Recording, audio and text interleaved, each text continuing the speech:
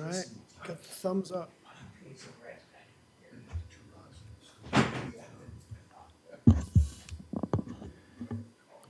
Thank you all for coming tonight.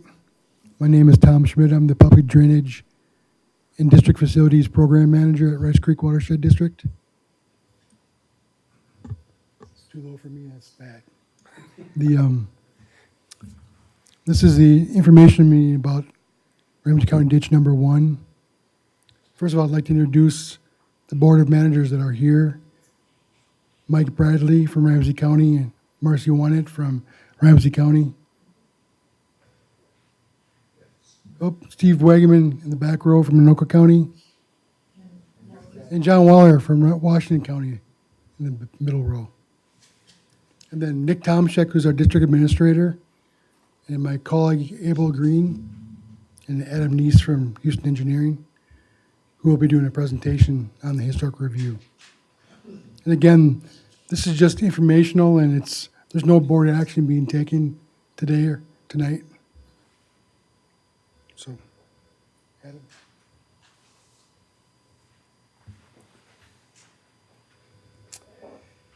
All right, thank you, Tom.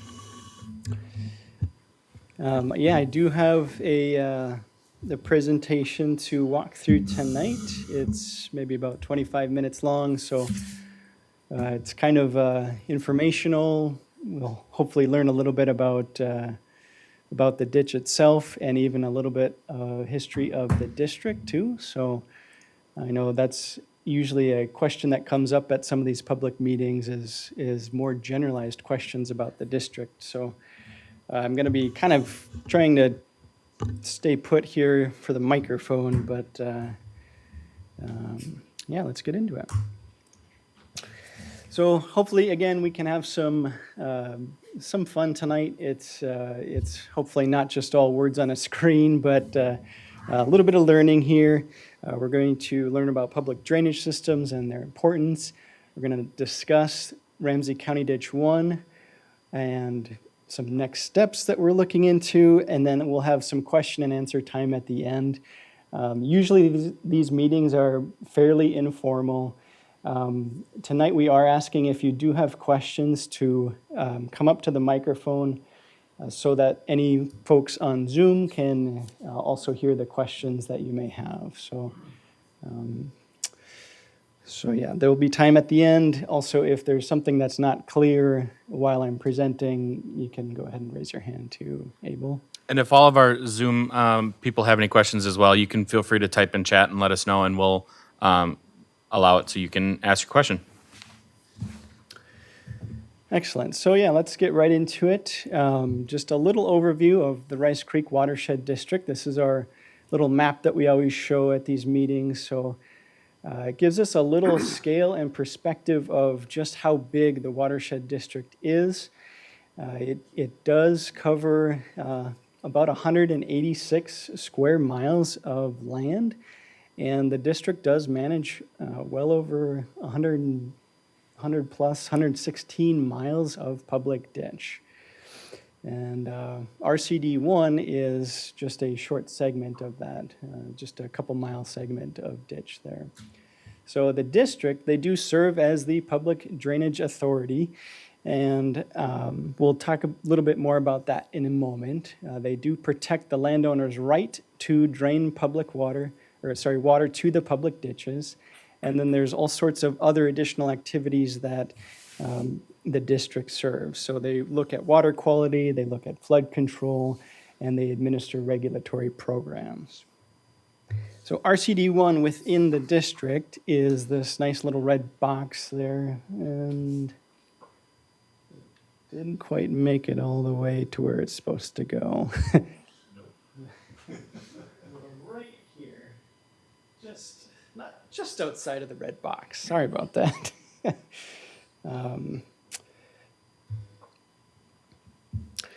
Okay, so having a little fun. In 1972, the Rice Creek Watershed District was established. It was established by the Board of Water and Soil Resources, or Bowser, as we call them. This was through a petition by not only citizens, but also county boards and cities. So they all came together to petition and establish the Rice Creek Watershed District. Their stated mission is to manage, protect, and improve the water resources of the district through flood control and water quality programs and projects. For extra bonus points, because I don't know the answer, does anybody know what make and model car that is?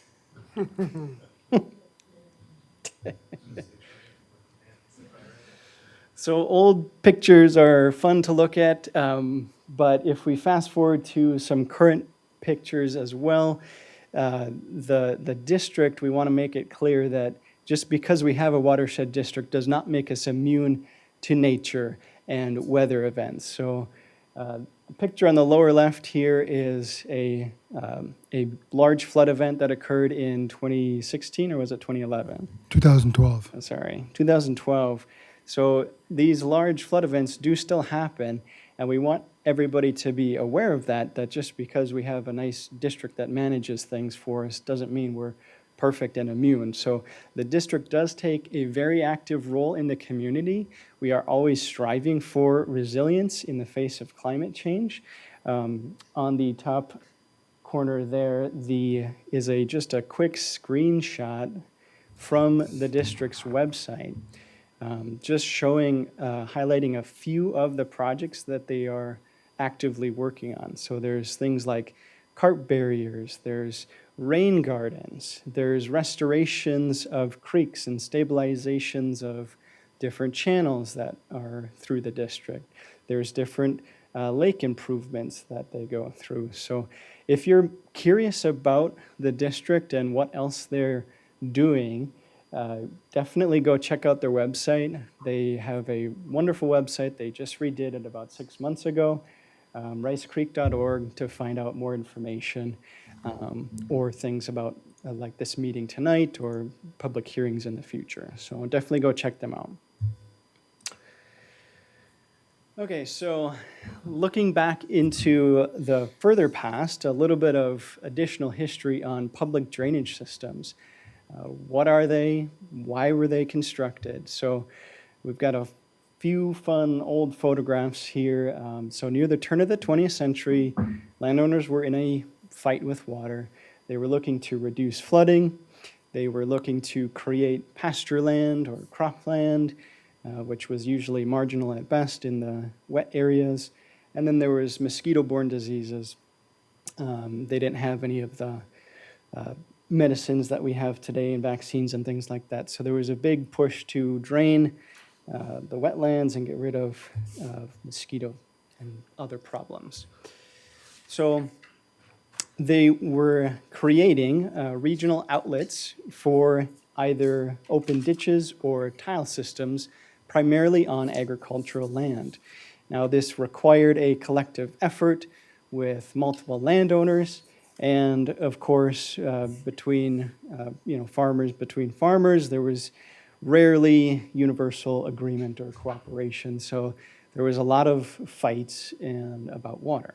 Okay, so then what we see is this sort of led to the need for the establishment of public drainage law and some organization of these systems. So this would allow the landowners to petition for the establishment of public drainage systems so that they could have an outlet for their ditches or tiles for their agricultural land.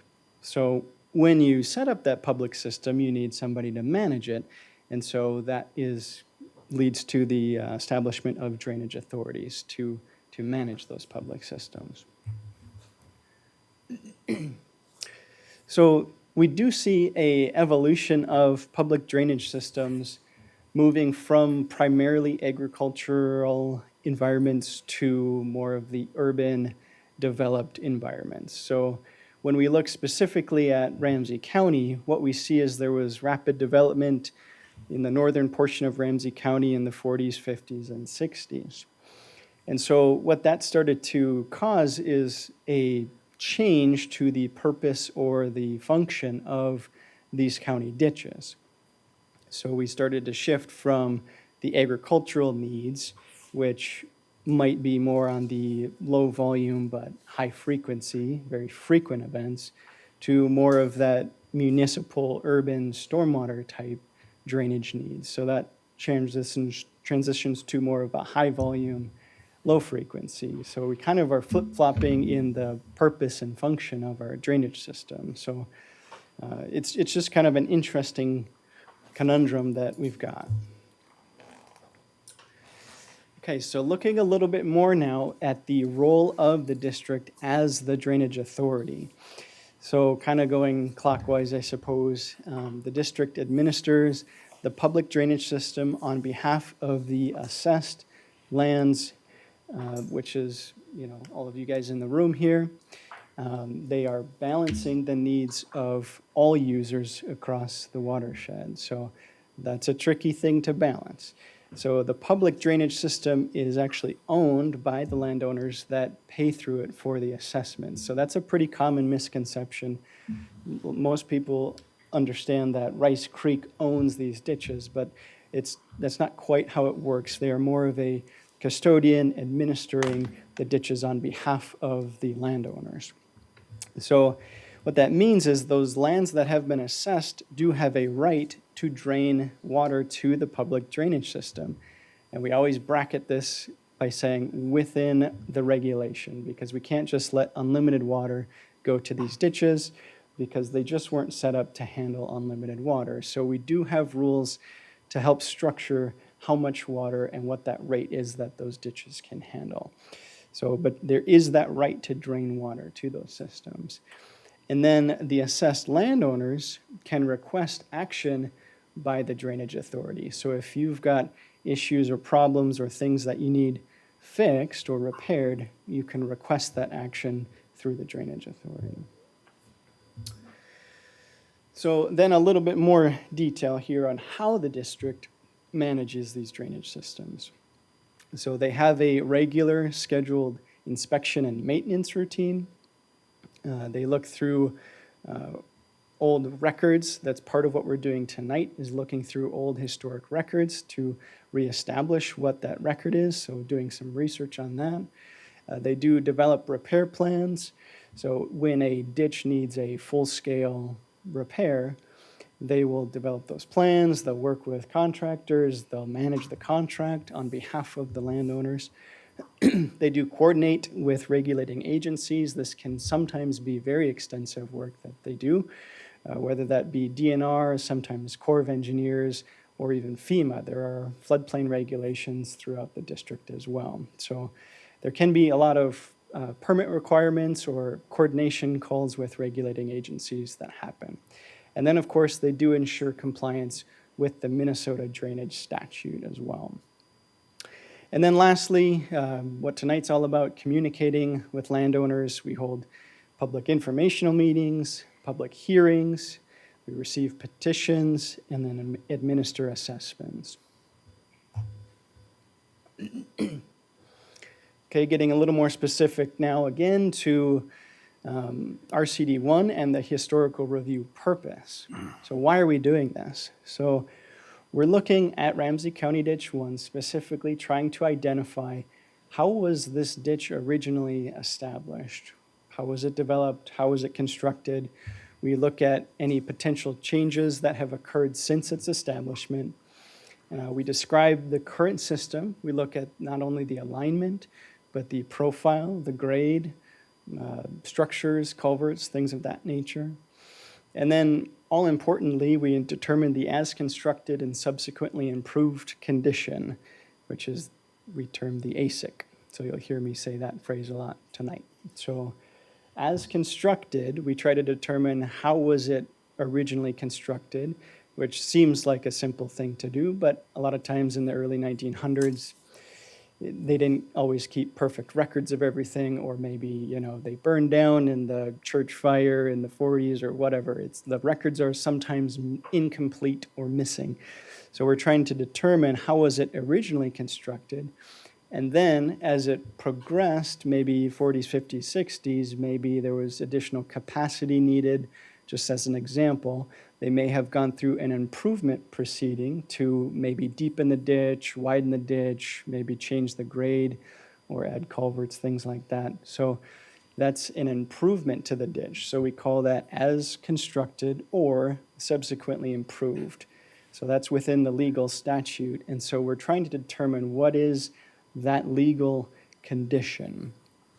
And that has other implications for us moving forward, and it sets how much we can repair a ditch system to without going into an improvement proceedings, which is kind of something entirely different than a repair. It is worth noting that Ramsey County Ditch 1 is not currently scheduled for a full system-wide repair at this time. However, there may be minor maintenance needed.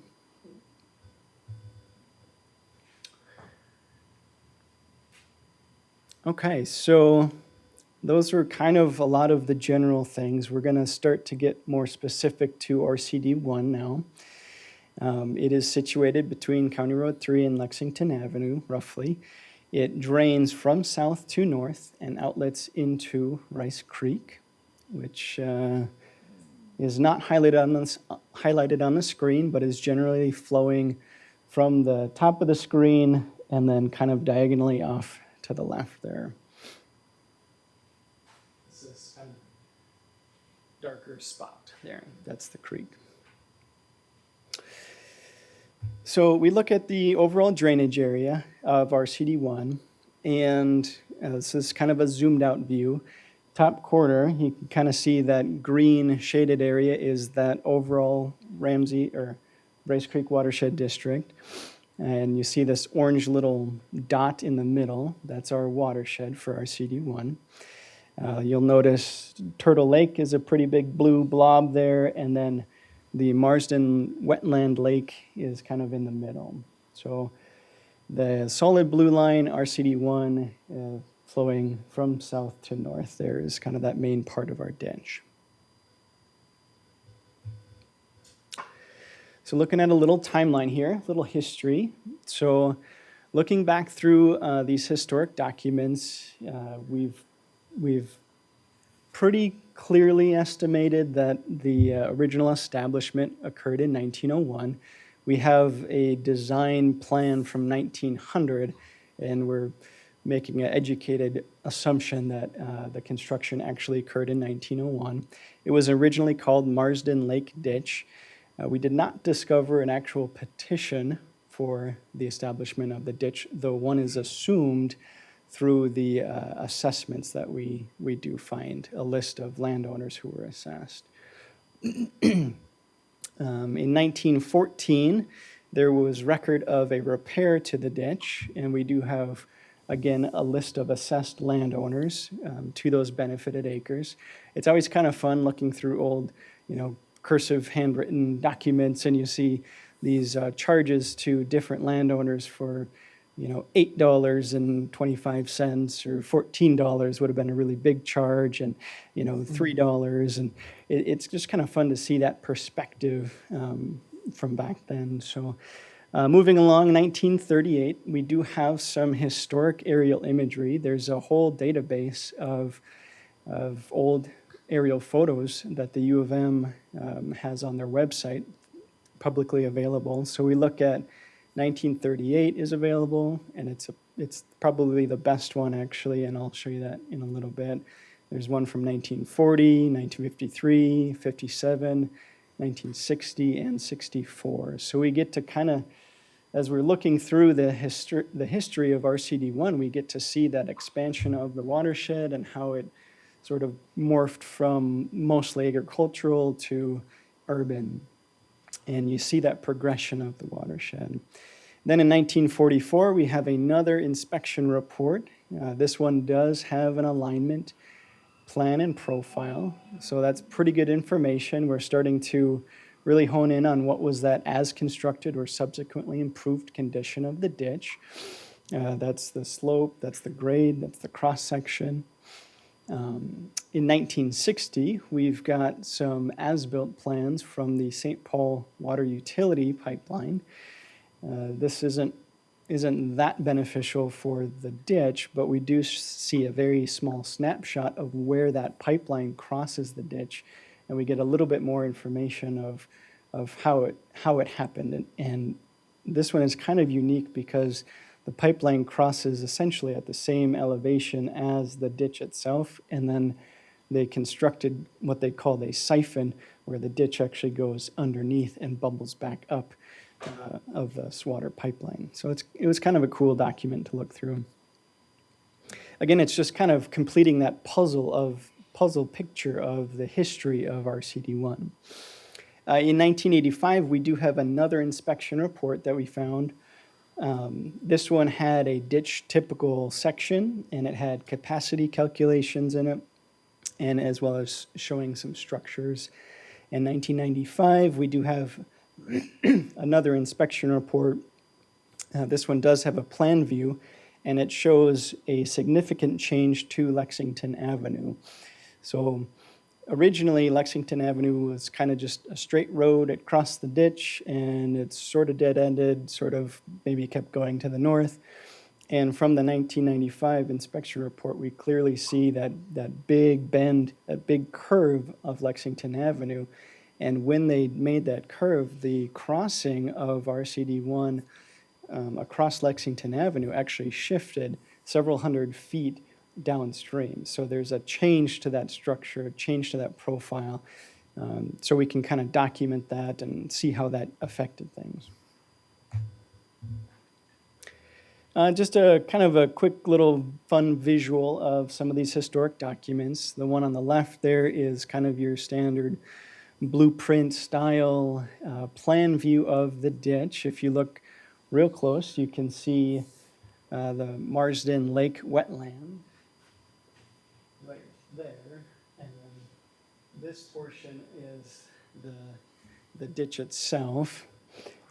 If you look really, really close, there is a road that crosses the ditch. So that's that little diagonal there. And that is called the Kettle River and Mounds View Road. And for any of you who live close to the ditch, that crossing is now a little bike path, a pedestrian paved path. And there's a crossing there with a couple of little culverts. So it's kind of neat to see. So there in the middle, we've got our nice, cursive, perfect cursive calligraphy written assessment document that we can kind of sift through. And I don't know if they even teach cursive anymore in schools, but, and then on the right is one of the inspection reports from a little later. It's kind of gotten a typewritten feel to it. So again, just kind of fun showing you like the different documents that we got to kind of walk through to establish this record here. We did look at the assessed lands that we found from the repairs in 1914, and we were able to digitize those parcels and display them in the red hatched areas on our watershed map and sort of corroborate the location of those parcels and the charge that was assigned to them. So we do have record of that. And then here is the one, probably the best aerial imagery that we found. It's the 1938. You'll see the dark blob there is Turtle Lake off to the right corner. I've added a little highlighted portion, which is a little hard to see there, for where RCD1 actually sits. That's here. So basically, you see almost nothing in the watershed except for little farmsteads dotted around, and it's mostly agricultural at this point. And then fast forward that to a current Google image of the watershed, and you can again see the dark blob is Turtle Lake, highlighted red is RCD1, and the watershed is pretty much fully urbanized and developed, pretty much as possible. So there's still a fair bit of green space, lowland, wetlands, that sort of thing, but it's quite heavily residential. Okay, so walking through some current conditions of RCD1, some actual boots on the ground. About a year ago, we did a survey of the ditch. And what we'll see through these pictures is the ditch is in pretty good condition. It's, for one, you can see the ditch. A lot of times we get out there and it's cattails and you couldn't even tell where the ditch even flows. A lot of times we'll bring a drone out and sometimes those drones get lost. You know, you can just kind of pan around and you can't even see it. So we'll see tonight here that RCD1, it's a pretty well-defined ditch still. It's not crumbling. The sides of the ditch are not really crumbling in. Yes, there may be some work and little minor maintenance things that could or should be addressed in the next few years, but generally speaking, it's looking pretty good to us. So again, these are about a year ago. I'll just kind of flip through these here. It's flowing pretty good. Things are looking pretty straight. There's some trees growing up. Some are starting to lean in towards the ditch. Those will eventually fall into the ditch and create a small obstruction to the ditch that will need to be cleaned out. Here is a view from that pedestrian bike trail crossing that I was talking about before.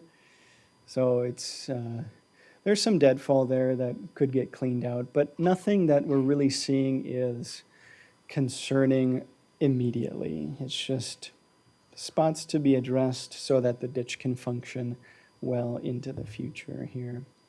Got some alders kind of encroaching on the ditch there. Not really creating an obstruction yet, but just an opportunity for debris and things to get tangled in. So again, it's pretty good looking, pretty open, pretty straight.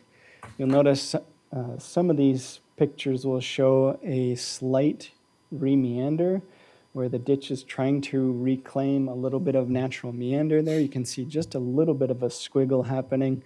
That's pretty common. We see that a lot on these ditches. Again, it's flowing pretty good. Some deadfall there, not really creating any obstructions, but something to be aware of for the next few years. Now here we're getting up to Lexington Avenue. This is the culvert going underneath Lexington Avenue, and we are on the south side of the road looking north, standing in the ditch, and then flip to the other side. We're now on the north side of Lexington, looking back to the south. The day the surveyors were out here was kind of a high water on Rice Creek. So at this point in the ditch, we're very close to the outlet to Rice Creek itself. And so Rice Creek was kind of high, causing a little bit of backwater up on that culvert. So you can just barely see the crown of that culvert. That's a, I forget what size, but it's a large culvert. It's quite big. So just to be able to see the crown only, that means there's a lot of water standing there. Again, just a little bit of brush in the channel itself. So something to be aware of, something to be cleaned out in the future, but not critically concerning at this point. Okay, getting close to done. So for us, what's next? So we are looking for your potential input. Maybe you know of something that we didn't consider. Maybe we didn't have a record.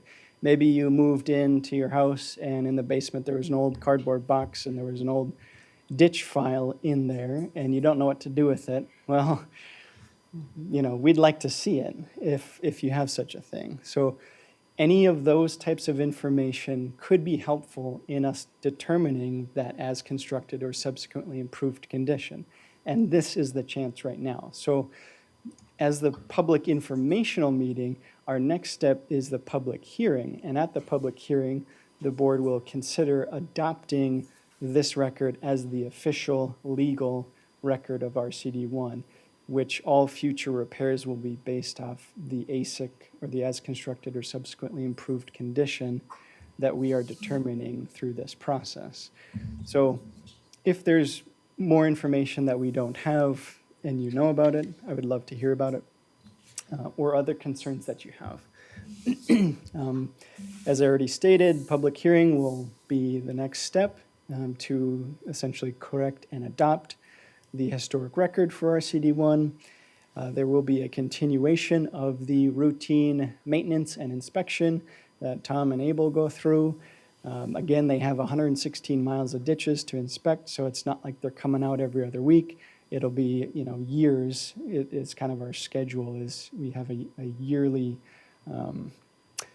they could talk more about that if you have questions about it, but it's not that frequent. So, and then there would be future landowner engagement prior to any actual large-scale repairs. So if it's mostly minor maintenance, you might hear about it, that there might be people coming out to clear some trees, but you might not hear about it. But if it's full-scale on the entire stretch of RCD1, there would be further public notice, there would be another, informational meeting and other meetings that you could attend prior to that. But again, at this time, there is none scheduled, no full-scale repairs scheduled for RCD1.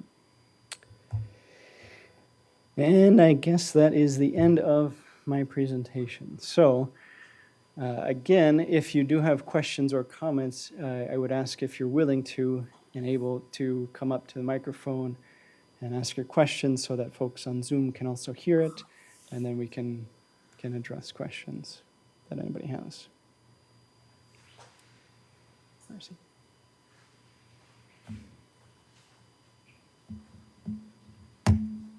Thank you, Adam. Can you put the map back up? Sure. Yes. I'm Marcy Wynett. I am the Ramsey County representative to the Rice Creek Watershed District, and I drive by this ditch every time I come to a meeting, so I've watched it ebb and flow. Just something, one of the zoomed in ones. Oh. Yes. So it looks to me like there's a lot of public land in this watershed, including, we talk about Marston Lake, and is it the Army Corps that owns it? And how this is connected to perhaps Rice Creek Commons and the development there. That's my question. Thank you. Yes, thank you. And was this the map you were thinking to have on? Yeah. So there is a fair bit of public land. I guess I'm not as familiar with the Rice Creek Commons, but there is the Army ammunitions plant that is immediately to the south of this.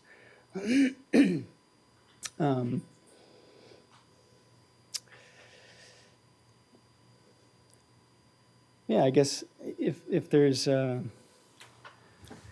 don't know. Like Yeah. Nick Tomczak, the administrator for Rice Creek.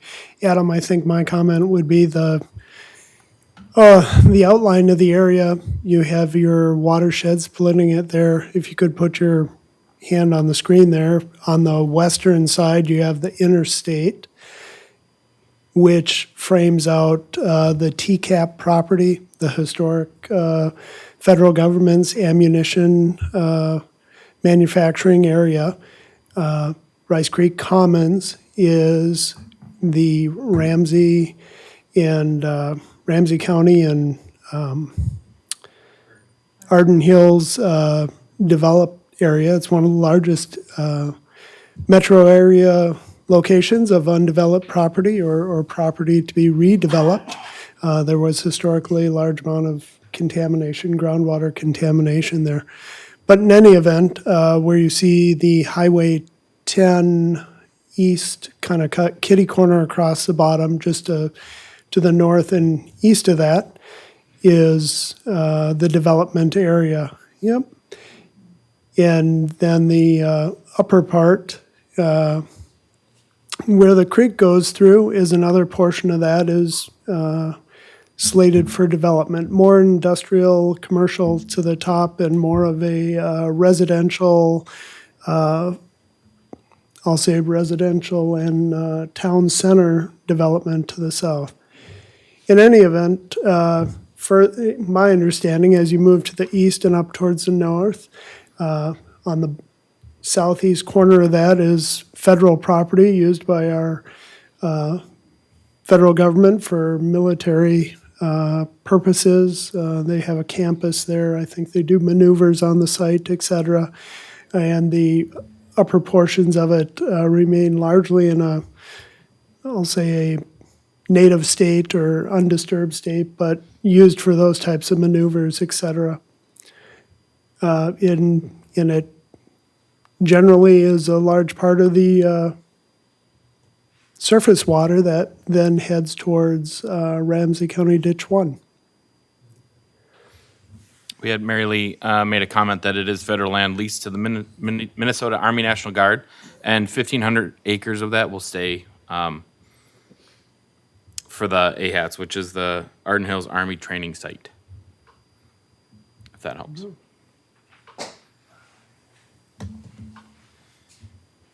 Thank you for that, Mary, by the way. So I'm Mike Bradley. I'm the other representative from Ramsey County on the board. I just want to note two things. Number one, we have an ongoing consistent repair and review of our facilities. We review them at least every 5 years and more likely every 2 or 3 years. So that review of looking whether or not something is there a beaver dam, whatever, would not, that's scheduled, that's going to happen.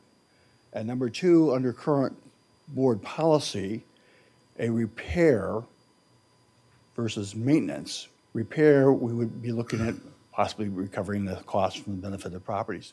But maintenance, which is what we're talking about doing here, we do through our existing budgeting. We would not be a special charge to the landowner's benefited property for maintenance. Thank you.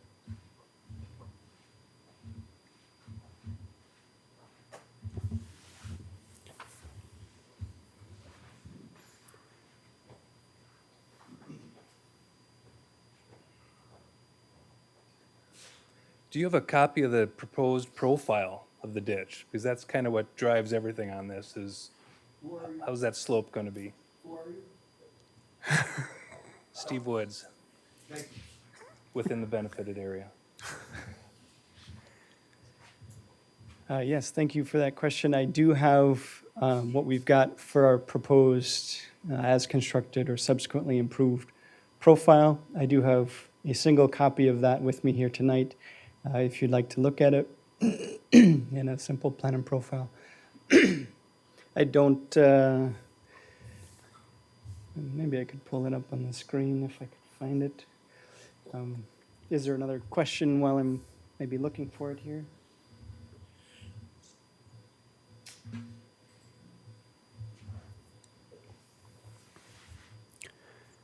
So Adam, the document that you're looking for is the result of all the study and the review of the documents that you had mentioned during your presentation. And this is the engineer's best calibration and result of what that ditch through the years is now represented as.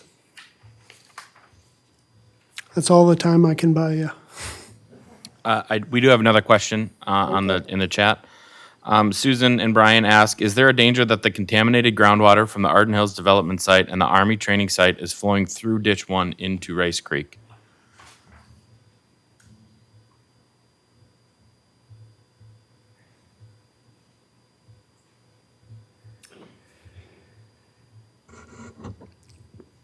I don't know. That it's a challenging question for Rice Creek to answer because that's beyond our jurisdiction, if you will. So when the contamination, this is my novice understanding of the situation there. At one time was discovered that the groundwater was polluted, that it was generally flowing in a plume in the groundwater towards Round Lake. It was a federal Superfund site requiring cleanup. My understanding of the way they clean it up is to pump that water to the surface. It is then aspirated into the air, the water. The chemical disappears, if you will, is vaporized into the system, and the clean water is surface discharged at that point. So separating the contamination from the water, the surface water that is discharged to the water from the well that's discharged to the surface would then be clean to whatever standard the government is finding that to be. But I wouldn't say that water flows to the northeast. You saw the dividing line. Most of the flow is to the southwest. What agencies are responsible for that? Are we, We are not responsible for that, no. EPA? Correct. Correct. Exactly. EPA, we play an interested role. We do like to be informed of their activity and such. I know there was an intent to dredge portions of Round Lake, the sediment from that body of water, but that's a federal project. Round Lake is to the southwest.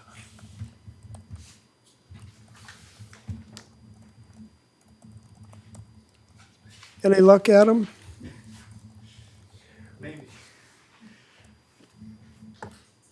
I can buy you a Otherwise, couple more seconds again. Mary answered this question as well. She mentioned that the same thing that Nick stated with the surface water is different than the plume with the pollutant. And then it is currently being cleaned by 2 systems. And then she also linked the website that has all this information. So if you'd like that, I can copy and paste that to you. So if you just make a comment, I can reply to that if you'd like to read more about that. Thank you again, Mary.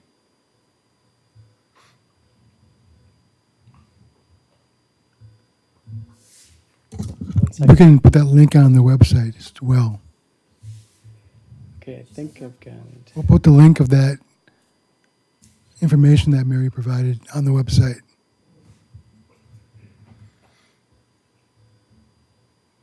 Okay, I do have the plans pulled up. I made it through our firewall. And I'll try to share my screen again.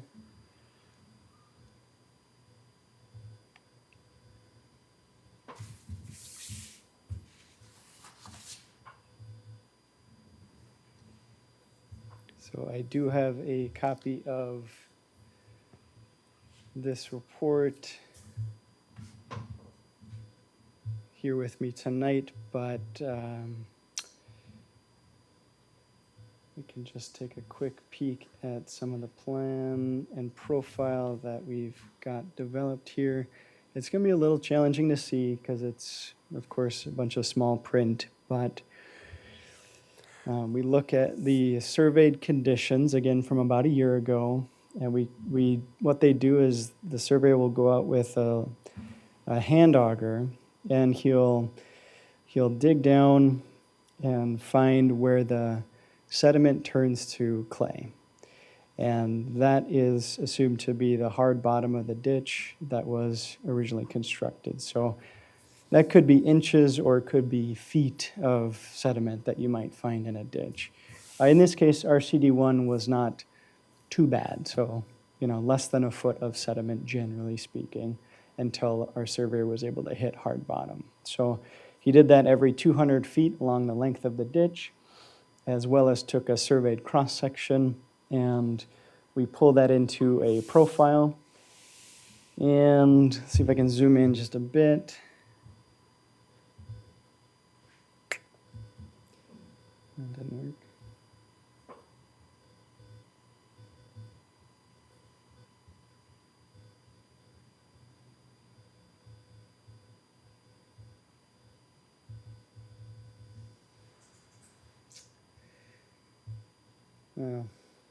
It's not quite letting me, but if you're curious, we've got little dots here. Each one of these dark circles, these dark dots, is where our surveyor hit hard clay bottom. And so then, in this case, it was actually quite a nice line to just kind of connect the dots. And then what we do is we look at some of those historic documents and we say, okay, historically, that profile is shown on at a certain grade, a certain slope, And when we connect the dots of that hard bottom, we get very, very close to that same slope, that same grade of the ditch. The one unique thing that we found that was different was the crossing at Lexington Avenue. We actually threw out a handful of points that were clustered right by Lexington Avenue here that were up higher. And that kind of confused us for a little bit. But then when you start to think about where that ditch used to cross Lexington Avenue when Lexington was straight, so Lexington was straight, it used to cross right there, and now it crosses 400 feet downstream. And so what might have been a higher culvert now is shifted further downstream on that profile at a certain slope, and so that elevation of that culvert follows suit and it drops with the change in location. So again, it's just part of kind of connecting those dots and fitting those puzzle pieces in to establish that historic review. So that solid black line at the bottom, if adopted by the board, will become the official as constructed and subsequently improved profile. And then that's, like I mentioned before, that's kind of legally binding because it allows us to repair the ditch and clean out sediment down to that official profile then. Adam, is that where the park entrance is? Yes, there is a, right off of Lexington, there's, yeah, there's a little parking lot, you can just see it here. Right there. Oh, right there, okay. Yeah. The dotted line, that's the current bottom, is it? That's correct, yep, current bottom. You got a little cheapy there, what's going on? Well, that's just a little bit of a lack of detail on the survey. We just got one shot on top of Lexington, and so when they connect the dots, it looks like a triangle. But that would actually be, you know, the road embankment.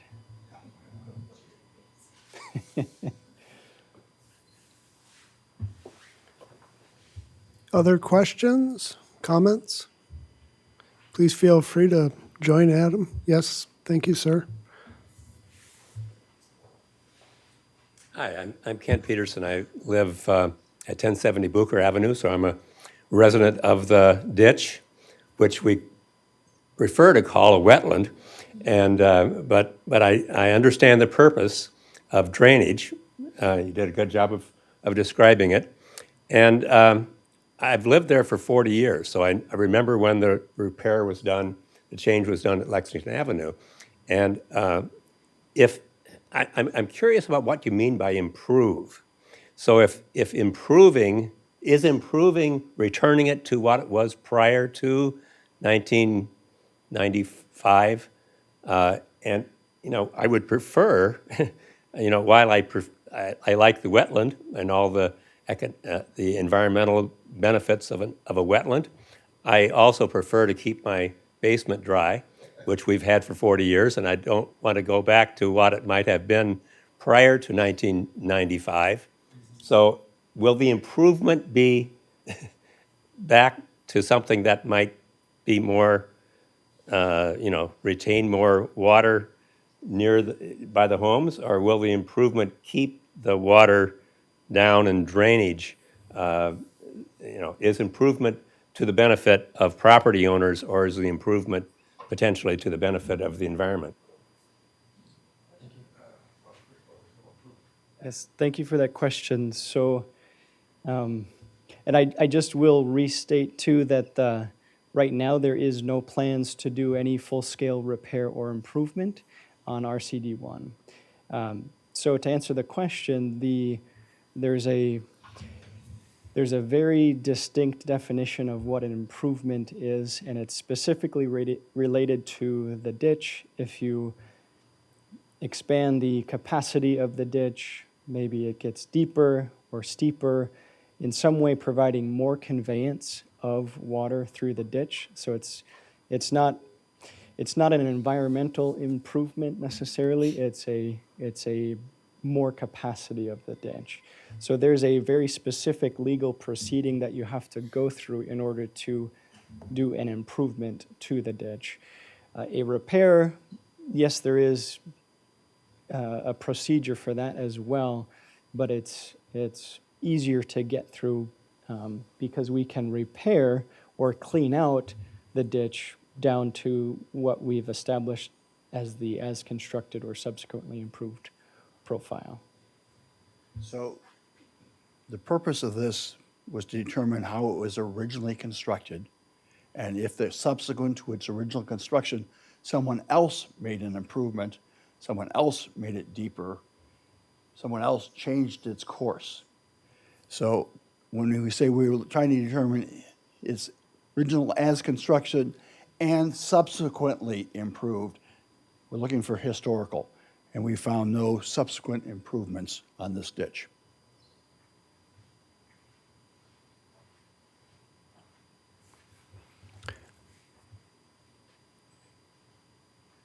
Does that answer the question? Or any-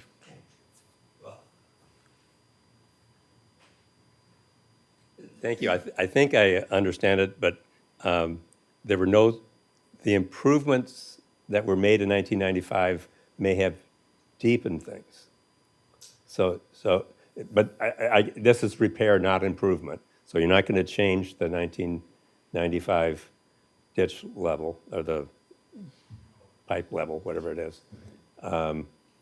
Just maybe clean things out so that it improves the conveyance.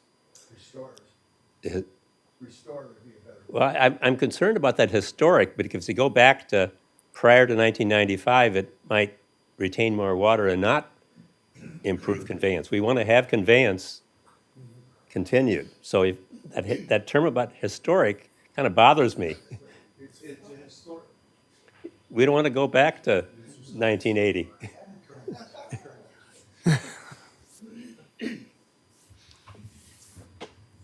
Good evening, I'm John Waller, I'm the Washington County Manager. So let's not make this too difficult. The word improvement is just stay away from that word because it just causes all kinds of problems in the definition and gets into the legal parts.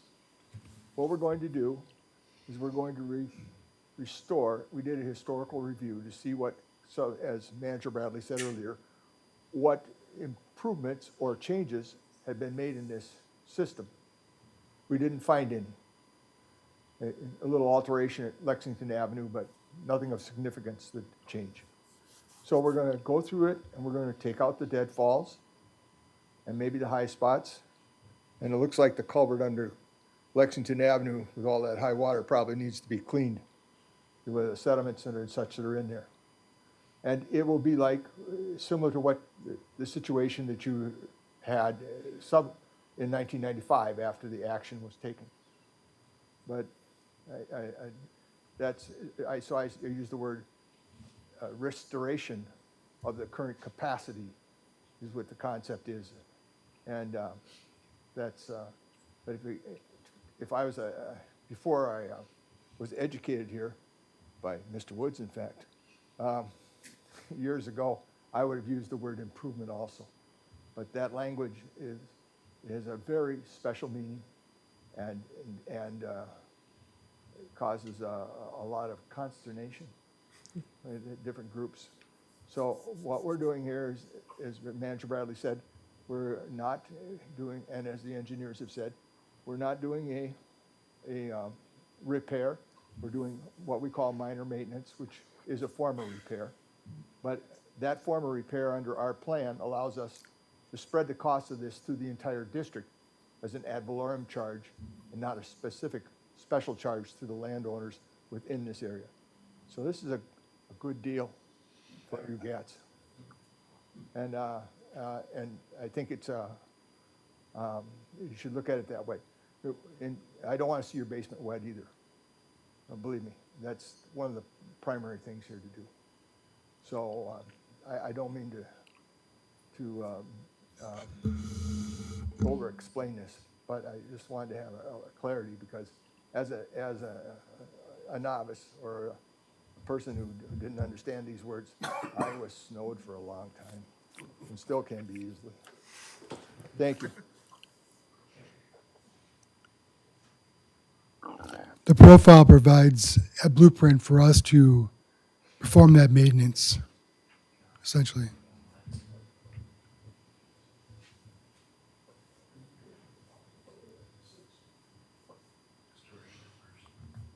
Are there any further questions from anyone in the audience? I guess one question. At this time, is it fair to say that there's no, that it is unlikely that your determination of the profile will result in you telling Ramsey County to lower culverts at Lexington or lower culverts at Hamlin where it comes out of the arsenal?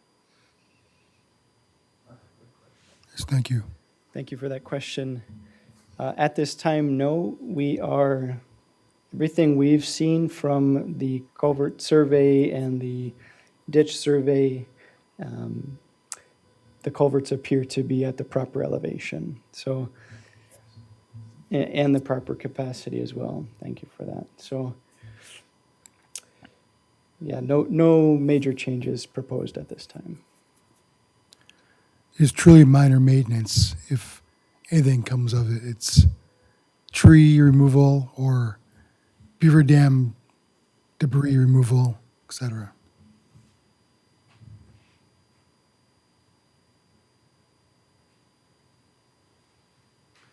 And I do have a paper copy here with me tonight of this profile and our full report of the historic review if anybody wants to stay afterwards and take a peek at that too. And this report is available on the website as well. And we'll make the presentation available on the website so you can have access to the photos.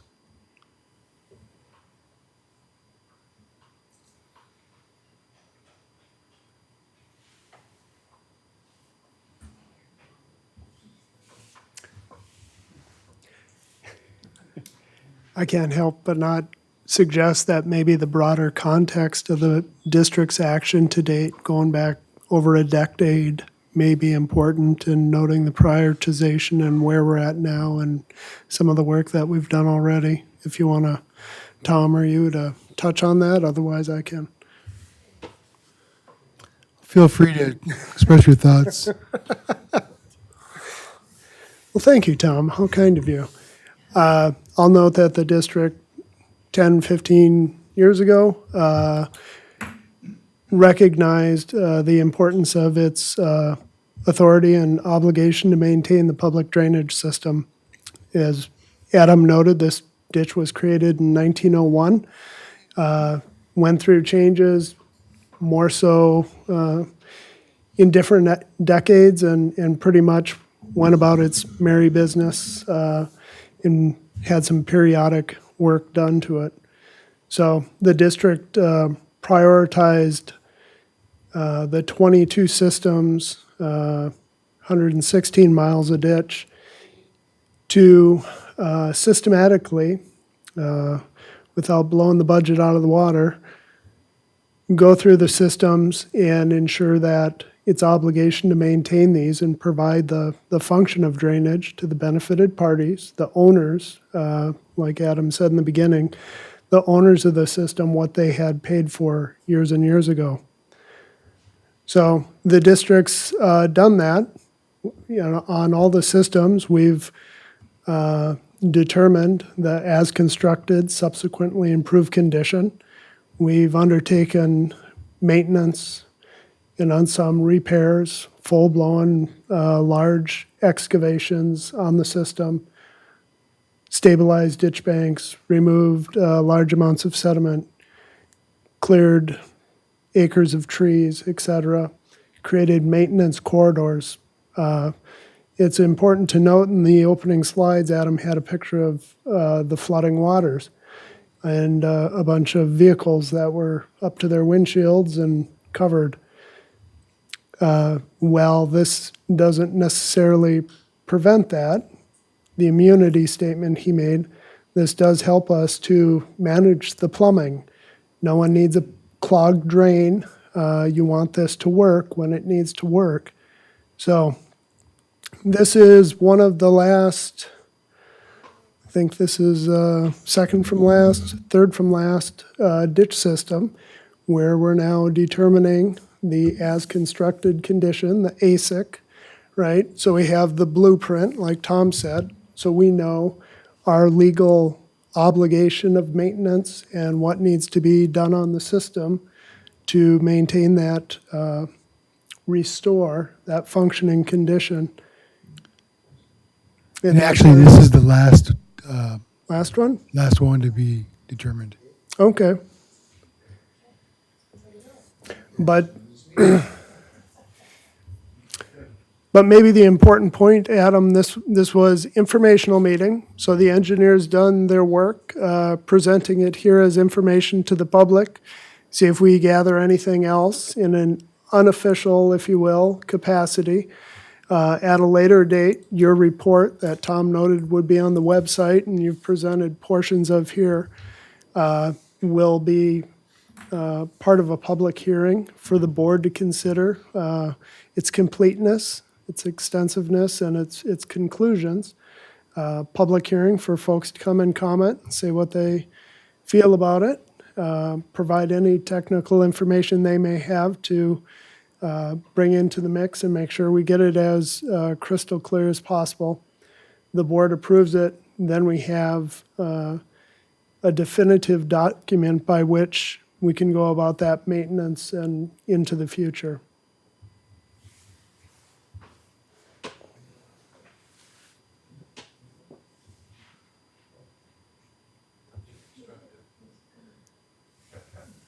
I'll just mention for those that are in attendance, we do have business cards. Feel free to grab them if you think of questions in the future.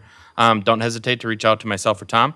And then for our people online, we have a wonderful new website that you can find pictures of me and Tom, and it'll have our email there, or you can make a comment or question as well. We have a little section for that, and we'll get back to you as soon as we can.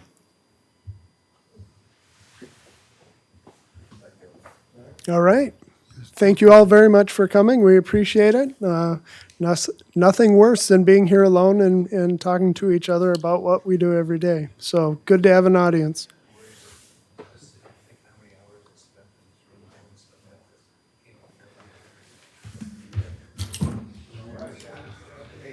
We end. Yeah, I mentioned it to him. Oh, yeah. Bathroom? Home? All right, Certainly not. okay. That's Steve. well worn. Thanks, sir. Yeah, yeah. Good job, John. Thank you. Thank you. For our attended meeting. Oh, these shoes do not breathe. No, it's, Leather is something else.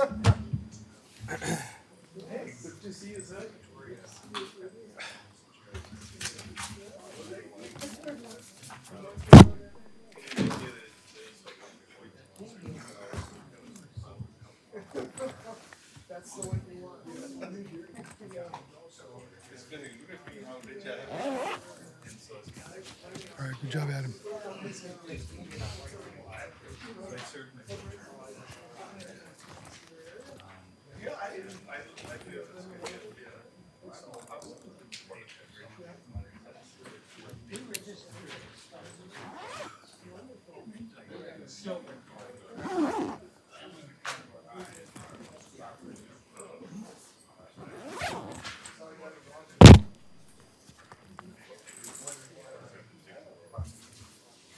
yeah.